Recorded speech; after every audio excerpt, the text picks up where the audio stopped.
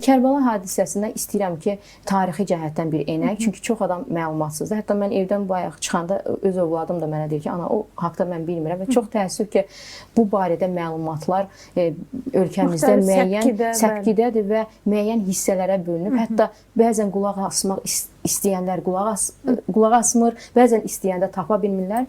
Bilirik ki, hicrətin 60-cı ilində bu hadisə baş verdi və Kərbala hadisəsi haqqında və Peyğəmbərimizin sevimli nəvəsi Hüseynin şəhid olması haqqında hətta kiçik yaşında belə Peyğəmbərimiz sallallahu əleyhi və səlləm xəbər vermişdi.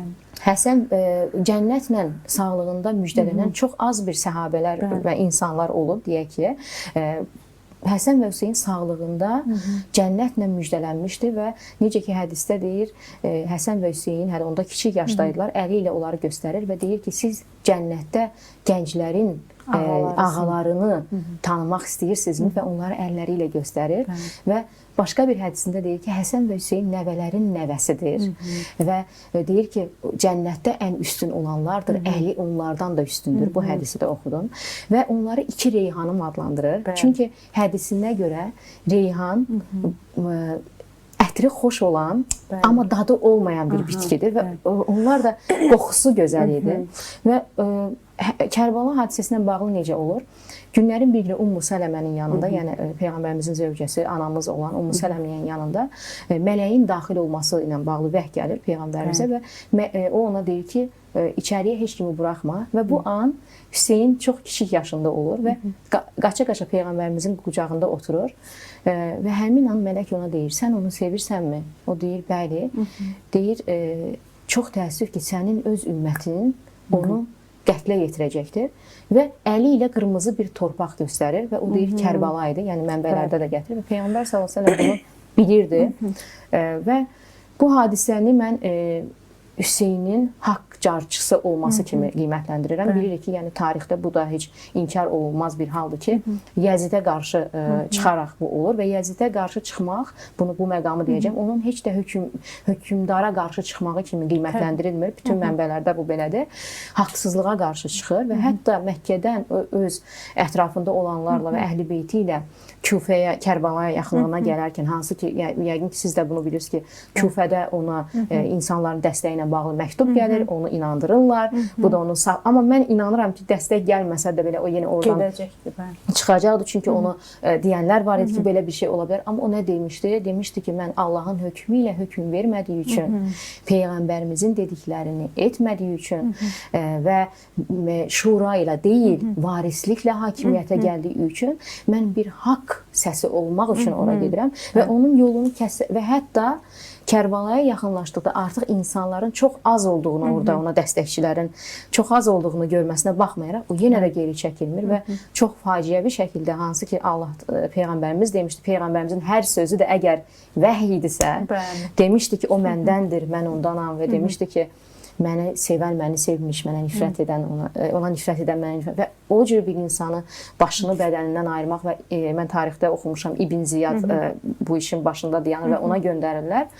Bu hadisənin baş verməsi tarixdə böyük bir zülm kimi qiymətləndirir və bu bizim, necə ki, onların imanına görə bir mükafat dərəcələrinin qalxması üçün bir imtahan idisə, bizim kimi müsəlmanlar üçün də bir imtahandır o, mən deyərəm, yerdə qalanlar üçün. Əgər biz bir haqq savaşının, necə deyim, dəstəkçiləriyiksə, biz birinci oradan başlamalıyıq. Çünki o şey ki, o din ki, yetimin hamisi Peyğəmbərimizlə yan-yana olacaqdır deyir, biz necə günahsız bir uşağa qıya bilərik? Yəni bu din bunu hər yerdə deyir. Hətta ayələrin çoxsunda vəl-yətəmə vəl-məsəkin, miskinlər və yetimlər çox yerdə baxırsan ki, ard-arda çəkilir.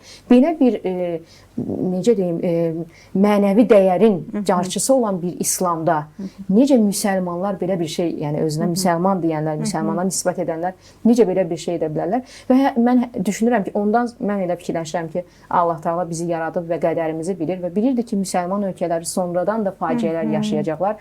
Bəlkə də bizi ona hazırlamış, bəlkə bizi orada sınamışdı ki, ona münasibətimiz necədirsə, bəlkə biz düzgün heç haqq carçısı olmamışıq. Təsəvvür edə biliriz. Bəlkə düzgün yöndən olmamışıq. Bəli, olmamışıq ki, hələ də davam edir. Bu mən yəni bu cür də qiymətləndirirəm. Bu gün biz Xocalı faciəsini dedik və mən bir də onu deyəcəm.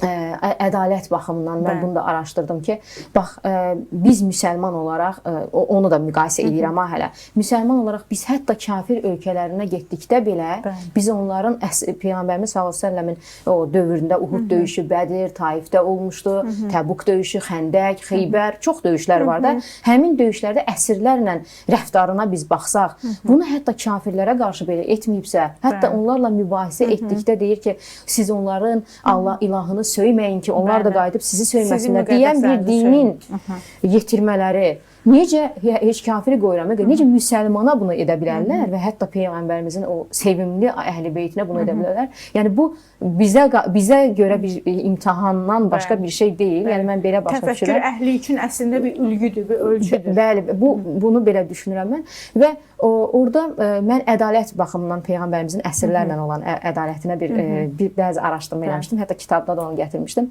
Gör necə bir ədalət var. Onsuz da hər yerə deməli gedərkən mütləq moizə deyirdi. Necə ki, sonradan müsəlman dövlətlərində də o imperiyalarda olsun, yəni onlar mütləq car çəkirdilər və təbliğat apardılar. Elə bizim Qarabağ döyüşündə də bizə gəlib çatırdı ki, mütləq çağırışlar edirdilər, bu haqq savaşıdır və s. Prezidentimiz özü də o çıxışından sonra insanlar ürəkləndi. Mütləq bu lazım idi. Peyğəmbərimiz də çıxırdı insanların qabağına və çağırış edəndə mütləq orada deyirdi ki, qənimətləri düzgün götürün və nə deyirdi? Əsirlərlə gözəl davranın və deyirdi qadınlara və uşaqlara toxunmayın. Bunu hər dəfə bütün tarixi mənbələrdə var.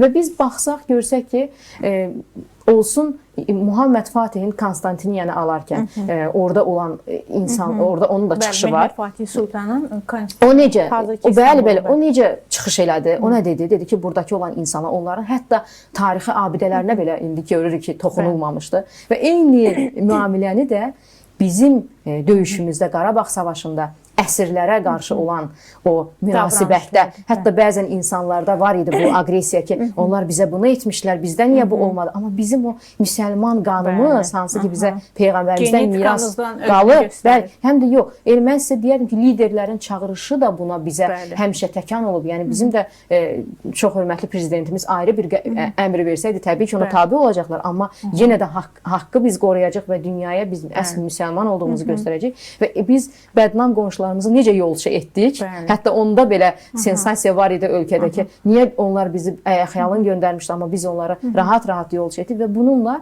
çünki mən misal gətirəcəm ki, Peyğəmbərimizin də döyüşlər zamanı, o döyüşlərdə bir məqsədi olub, İslama dəvət. Hətta qəniməti insanlığa dəvət. Bəli, sülhə dəvət, mərhəmətə dəvət. Yəni İslam biz ona konkretləşdirilmiş bir ad olsa belə, daxilində nə var? Mərhəmət var, sülh var və gözəllik var dünyada yaratmağa. Yəni bir məqsəd olub. Düzgünlüyü, ədaləti, sülhü, mərhəməti yaymaq və ondan sonra gələn deyək ki, bizim İslam qanunu daşıyan, həmin o milli, mənəvi dəyərimizi daşıyan hakimiyyət başçılarına da baxanda görürsən ki,